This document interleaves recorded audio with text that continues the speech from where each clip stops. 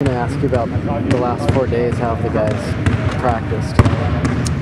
The effort's been really good, and the attitude's been great. So I'm really pleased. We've got 5 days under our belt, and the fourth practice is probably one of the best ones I've been involved in. We're really dialed in, and the guys are playing at a high level. So we're still trying to figure out the pace that we want to play at, and it's not natural yet. We gotta kick it in a little bit, but I really like where we're at. We just have so much to do between now and the first game, and that's a little unsettling as a coach.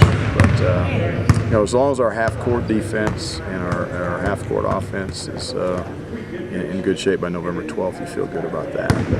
But we've got a long ways to go. Yeah, how fast is that time going to go for you guys? Really. Whereas fans are waiting for it, you guys, it's probably going to fly by. It is going to fly by, and I've got a calendar. We got to have this put in. We haven't done any out-of-bounds plays, any zone plays, any zone defense or zone offense. There's a lot of stuff to get in for that first game because you never know what you're going to face. And that's why in college basketball, that's why you see some crazy scores in November. But the quicker we can get ourselves ready and the higher level we're playing at in November, the better it is for me for this team. It's just, again, you just wish you could hit that fast forward button. There's only so many days and so many hours.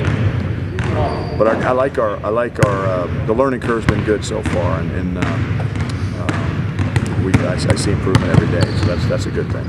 I'm sure the guys probably thought they were in pretty good shape after dealing with James, but how much do they have to be in shape to finish games the way you want to finish? We got to be in better shape, there's no doubt. But that's what practice is for, and we'll play ourselves into shape. And quite frankly, you don't want them in tip-top shape October 15th. But I just want them in good enough shape where there's injuries and their bodies aren't going to go into shock. And I think we've done that, but we're nowhere near where we need to be. Conditioning-wise, but we'll get there, and our practices will help us get there by the intensity level and the pace of it. Was it do you think it was a big mental hurdle for Shannon to get through some practices after what happened to him last year? I congratulated him after about 2 minutes to go in the first practice. I said, as we were doing some shooting drills, I said, just you got 2 minutes not to get hurt. He says, it's a milestone, coach. So I'm really happy for him, and again, everything's new to these guys in terms of terminology and what we're trying to get done. So as long as they keep their ears open and keep getting better and trying to digest it all, and we'll be fine.